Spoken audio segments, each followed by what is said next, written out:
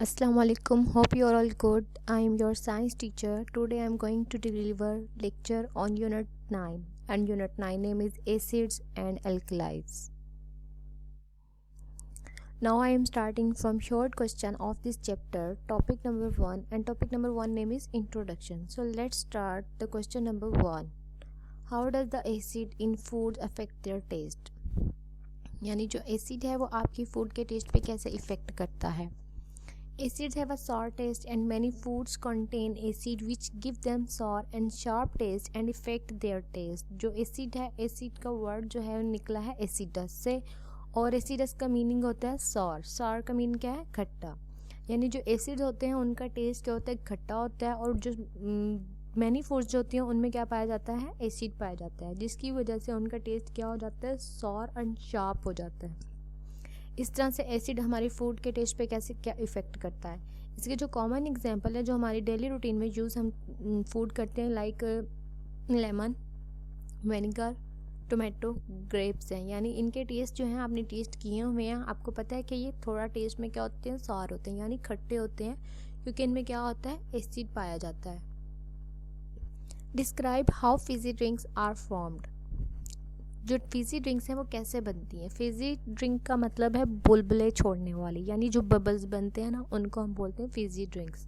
Because the carbon dioxide is present in soft drinks. क्योंकि जो soft drinks में क्या होती है? कौन सी गैस होती है? कार्बन डाइऑक्साइड होती है.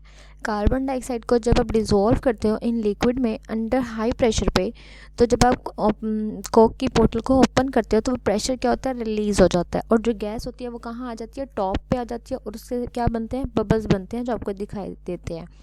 एक्चुअली जब आप कोक की बोतल को ओपन करते हो तो वो जो बबल्स बनते हैं वो क्या होती है? कार्बन डाइऑक्साइड रिलीज़ हो रही होती है. ठीक है. अब आपको पता होना चाहिए कि जो कोक की बॉटल्स वगैरह या कोई भी ड्रिंक्स हैं उनमें कौन सी गैस होती है? Carbon dioxide. Give two uses for sulphuric acid. Sulphuric acid के और नाइट्रिक एसिड के आपने टू यूजेस बताने हैं. Sulphuric acid is used in car batteries. यानी जो सल्फ्यूरिक एसिड है वो एक बहुत स्ट्रॉन्ग एसिड होता है और वो कहाँ पे यूज़ होता है? कार बैटरीज में यूज़ होता है. Making of plastic paints and soap. इसके अलावा वो कहाँ पे यूज़ होता है? प्लास्टिक बनाने के लिए, पेंट्स बनाने के लिए और सोप बनाने के लिए.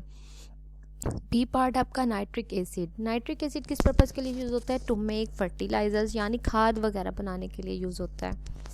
टू मेक एक्सप्लोसिव, यानी बारूद वगैरह. एक्सप्लोसिव का मीनिंग क्या है? बारूद वगैरह. जो हम बारूद वगैरह बनाते हैं, धमाकों वगैरह में जो यूज़ होता है ना बारूद, उसमें कौन सा एसिड पाया जाता है? नाइट्रिक एसिड पाया जाता है. क्वेश्चन नंबर 4 है describe how acid rain is produced and how it effects the environment. यानी जो एसिड रेन है वो कैसे प्रोड्यूस्ड होती है और वो हमारे इन्वायरमेंट पे कैसे इफ़ेक्ट करती है. Sulphur dioxide dissolve in rain water to form sulphuric acid. This is a strong acid and therefore makes the rain more acidic. Acid rain harm plants and water life and eats into stone work, specially it is made of limestone. जब coal और oil burn होते हैं तो उनकी वजह से sulphur dioxide और nitrogen dioxide produce होती है. जब ये केमिकल्स एयर में जाके वाटर के साथ रिएक्ट करते हैं तो sulphuric acid and nitric acid और साथ में सल्फेट्स और नाइट्रेट्स प्रोड्यूस करते हैं, जिसको हम पोल्यूटेड भी बोलते हैं. अब ये जो पोल्यूटेड हैं वो एयर में है. जब बारिश होती है तो पानी की वजह से वो अर्थ पे आ जाते हैं. लाइक वो किसी भी नेचर में, लाइक फॉग में है, फॉग की फॉर्म में या स्नो की फॉर्म में या एसिड रेन की फॉर्म में, तो सब क्या है? इन सब की नेचर क्या है? क्रॉसिव नेचर. यानी जब भी ये अर्थ पे आएंगे, जिस चीज़ पे भी गिरेंगे तो उसको क्या करेंगे? डिस्ट्रॉय कर देंगे. अगर स्टोन की बिल्डिंग है तो स्टोन को ख़राब कर देंगे. ट्रीज़ हैं तो ट्रीज़ को ख़राब कर देंगे. हमारे लिए हार्मफुल है क्योंकि एसिड रेन जो है वो क्या कर रही है? डैमेज कर रही है हिस्टोरिकल मोनूमेंट्स को भी और अदर बिल्डिंग्स को भी. अब आपके सामने एक एग्जांपल है ताजमहल की. ताजमहल की जो अपर लेयर है वो क्या हो रही है? डैमेज हो रही है इस एसिड रेन की वजह से.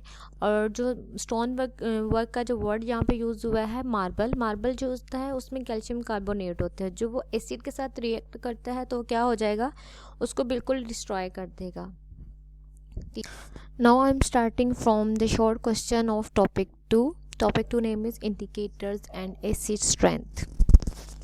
By what is the strength of an acid measured? The strength of an acid is measured by its pH. यानी जो स्ट्रेंथ की एसिड की जो स्ट्रेंथ है वो किससे मेजर की जाती है? उसकी pH से मेजर की जाती है. The higher the pH number, अगर pH नंबर हायर होगा तो वो क्या होगा, वीकर एसिड होगा। The lower the pH number the stronger the acid number, यानी अगर लोअर होगा यानी नंबर कम होगा तो वो उतना ही क्या होगा, स्ट्रॉन्ग होगा, और जितना ही उसका नंबर ग्रेटर होगा वो एसिड उतना ही क्या होगा, वीक होगा। ये आपके सामने जो स्केल बना हुआ है इसकी जो पूरी लेंथ है 1 से लेके 14 तक है, ठीक है। इसमें जो 7 होता है वो क्या होता है, न्यूट्रल होता है।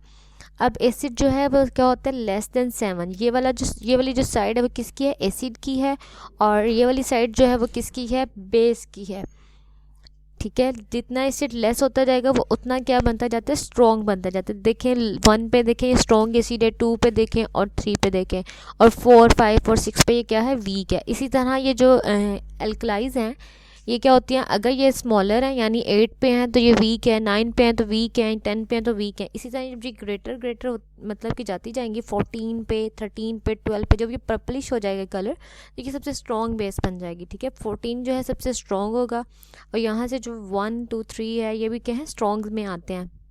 The second question is how is the strength of an acid is affected by the number of hydrogen ions it contains, यानी जो एसिड की स्ट्रेंथ है वो कैसे इफेक्ट होती है हाइड्रोजन नंबर्स के होने की वजह से।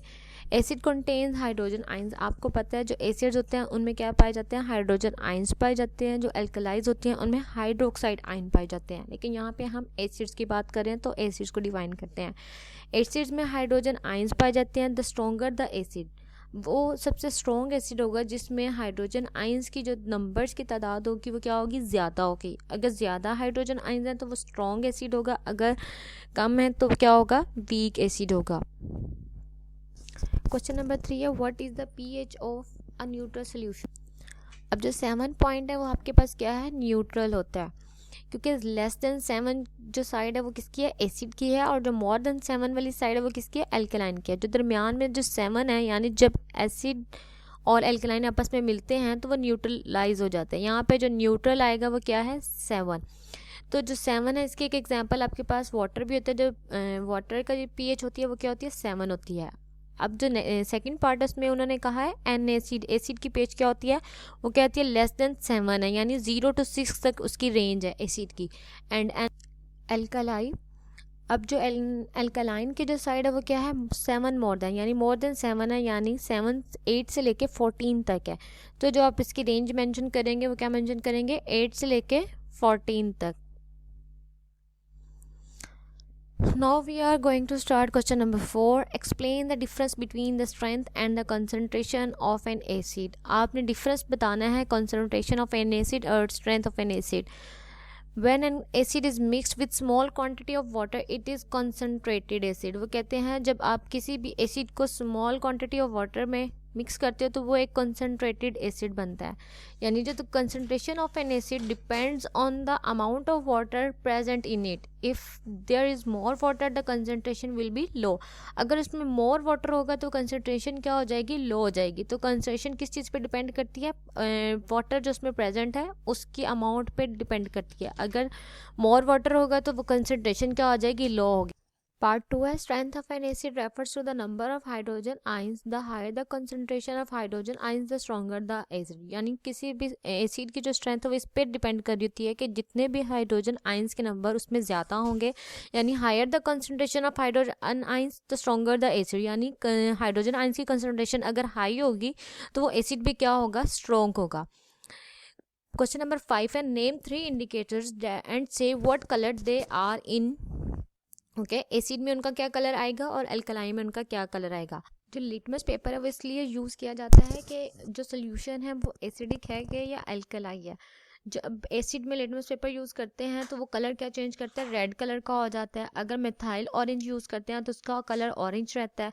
फेनोफ्थलीन यूज़ करते हैं तो वो क्या होती है, कलरलेस हो जाती है। यानी डिफरेंट इंडिकेटर्स हैं तो वो डिफरेंट कलर ही चेंज करेंगे। एल्कलाइन में क्या है, लिटमस पेपर का जो कलर है वो किस में टर्न हो जाता है, ब्लू में हो जाता है। मिथाइल ऑरेंज का येलो में हो जाता है। फेनोफ्थलीन का पिंक में हो जाता है। So now we are start topic number 3 neutralisation. Neutralisation क्या है, न्यूट्रलाइजेशन का मीनिंग जो होता है बेअसर करना यानी ख़त्म कर देना। Explain why the indicator changes colour during the neutralisation reaction show on this page. वो कहते हैं जो इंडिकेटर है वो अपना कलर क्यों चेंज करते हैं ड्यूरिंग न्यूट्रलाइजेशन रिएक्शन, जब न्यूट्रलाइजेशन रिएक्शन होता है, शो ऑन दिस पेज, यानी जो आपके सामने ये डायग्राम बनी हुई है उसको हम अभी डिफाइन करेंगे।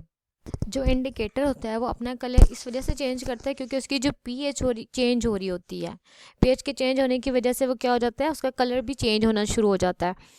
तो ये जो सबसे फर्स्ट वाला पार्ट है इसमें, ये जो आपका स्टार्टिंग पॉइंट है फर्स्ट पार्ट, इसमें क्या है 10 सेंटीमीटर क्यूबिक एल्कलाई है प्लस इंडिकेटर है, नो एसिड एडिड। इसमें एसिड ऐड नहीं है, सिर्फ एल्कलाई, और उसका कलर क्या पर्पलिश है। यहाँ पे जो है एल्कलाई के वो बहुत ज़्यादा स्ट्रॉन्ग है, यानी जो पर्पलिश कलर होता है वो 14 पे होता है और वहाँ पे बहुत ज़्यादा क्या हो जाता है, स्ट्रॉन्ग हो जाता है। ये साथ में उन्होंने आपसे पीएच वैल्यूज़ भी पूछे हैं कि 1 पे क्या है, 1 स्टेज पे क्या है, 2 पे क्या है और 3 पे क्या है और 4 पे क्या है। स्टेज 1 पे जो पीएच है वो 11 to 14 है, यानी 11 to 14 के दरमियान में, यानी क्योंकि ये एल्कली जो है हमारी फर्स्ट पार्ट में बहुत स्ट्रॉन्ग है, ठीक है, क्योंकि इसमें सिर्फ इंडिकेटर है, इसमें एसिड की कोई भी क्वांटिटी ऐड नहीं की गई है।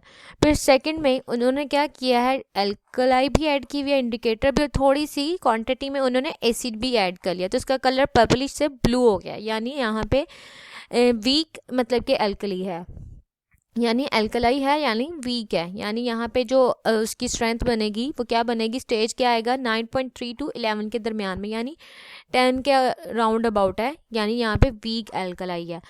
तो थर्ड पार्ट में क्या हो गया, दोनों की क्वांटिटी क्या है, एसिड और एल्कलाई की सेम है, तो ये दोनों क्या हो गए, ग्रीन कलर हो गया, तो वो क्या हो गया, न्यूट्रल हो गया, क्योंकि इन दोनों की क्वांटिटी क्या हो गई है, सेम हो गई है।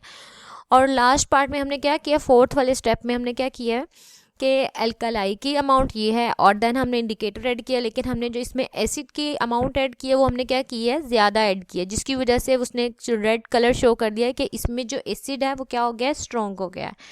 तो स्टेज 1 पे तो बिल्कुल अभी स्टार्टिंग था, तो यहाँ पे हमारे पास स्ट्रॉन्ग एल्कलाई थी, देन इसमें हमने थोड़ी सी अमाउंट में क्या किया है, एसिड ऐड किया है, तो इसका कलर ब्लू हो गया है, यानी ये अभी क्या है, वीक एल्कलाई बन गई है।